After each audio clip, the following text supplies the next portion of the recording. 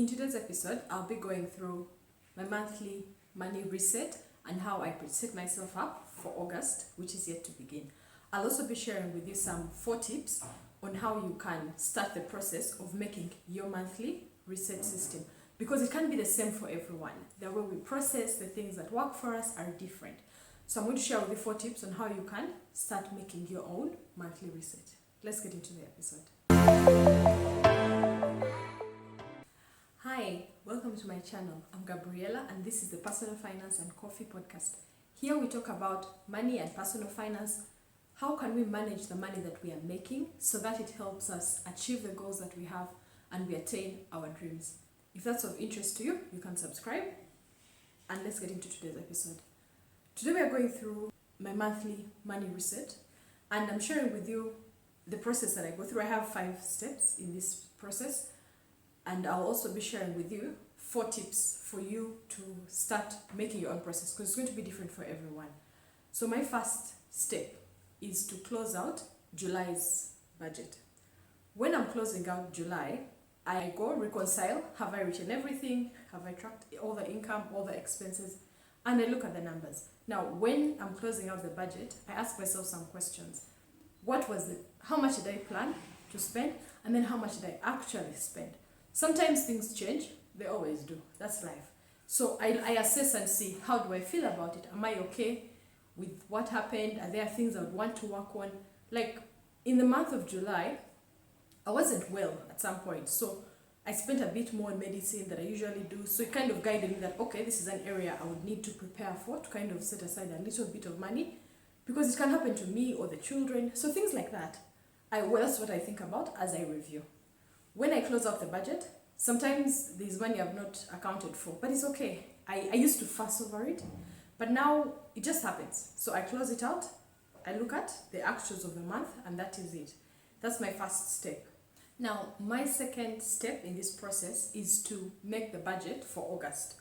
So I have a baseline of the usual expenses, the bills that don't change, the variables, the savings, things that don't change.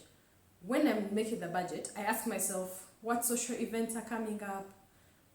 Is it a 5-week? You know, there are some months that have 5 weeks and those that have 4 weeks. So if you're a person who earns once a month, in those months when there are 5 weeks, we feel strained. By the time the month comes to an end, you feel like transport is done, money for food is done. So I consider that as well. So this August, I'm saying it has 5 weeks. And then in August, I have 2 birthdays, my son's birthday and then a friend of mine. So those are things that I need to keep in mind. What do I want to do for them? Have I prepared for that? I consider that when I'm making the budget. So I set up the budget. I use my template. It's a Google Sheet template. I have a link in the description. This template is where I will put the budget. That's my second step. I think through this process and then I make the budget. Now, my third step in this process is to have like cash stuffings for the variables. These are things like transport, meals at work, groceries, food at home. I have a nanny that commutes, a nanny. So those are things that I spend on a day-to-day basis. And the reason why I cash stuff them is so that I can make it to the next salary day. Otherwise, you find that you feel like you have money in the account and someone says, hey, let's do this. And you're like, oh yeah, sure, money's there. And then by the time the month comes to an end, there's no money for transport. And then you start borrowing money to get to work. So this is what works for me. So I have the cash envelope. So I look at, if my transport to get to work is 3K and then back home is 3K, that's 6K. Sometimes I put an allowance, multiply by the number of days in the week and the number of weeks. So this is where, if the month has 5 weeks or 4 weeks, it will affect my numbers. That is why I put it into consideration. So at this point, I will make the cash stuffings for those like on the weekly basis, so that I'm able to make it through to the next paycheck. I have an episode where I went through the cash envelope system. I think I'll have another one coming up. So I have an episode, I'll link it in the description below if you'd like to go through that in detail. So that's what I do at this point. So my 4th step in this process, once I'm done with that, then I go to my monthly bills. Okay, the 3rd and the 4th step sometimes interchange. Sometimes I start with the monthly payments and then I do the envelopes, but I pay the monthly bills. So I do this through transfers. So sometimes I can withdraw and make this deposits, or depending on how I'm making the payments. I use Standard Chartered. So I go make the transfers since they don't charge me, and then I don't have to move and bank lines. Anyway, this is not an ad, it's just what I use. So I make those monthly transfers, paying the water bill, I don't know. You know the usual. If I have any savings to make, if I have any cash rounds, any loans to pay, that's what I do at this point. For those that don't change and like have fixed amounts that go out as a lump sum. That's the next thing that I do here. Now my fifth step, which is my final, is I then review the savings and the goals that I have to see if what I'm doing right now is working for me. I look at I think about the system. Sometimes I can say, okay, I'm going to have a category for food at home, groceries, for example. And then after I've used that process, and then I realize that I think it's not working for me. Then I think about, maybe if I change and I have a separate budget for the things I buy on a weekly and those that I buy on a monthly, then I will try that out to see if it works. But these ideas come to me when I reach this fifth step and I am reviewing if what I am doing right now is working for me. I will also take time to look at how can I earn more money in the next month. Because right now, I do this whole calculation based on my salary. And the goal is to have other sources of income. So I kind of brainstorm and see what can I work on in the next month so that my income can also increase. That's my fifth and final step in this process. When I get here, I'm done. I'm like set. I'm okay in terms of my finances. I'm ready for the next month. This process that I'm going through, one, the challenges that I've faced is when the salary delays. Sometimes you're not paid for 1 month, 2 months, and there's no money to budget with. You're literally firefighting. So when this happened to me, I would still make my budget, but when it comes to financing, if I was to reach out to someone to lend me money as I wait for my salary, I would only borrow money that I have already planned for in my budget. Because when you borrow money and then you spend outside your budget, you can receive your salary and then you pay the loans and you still have a negative.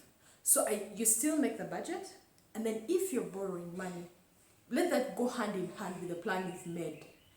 So that is how I would counter.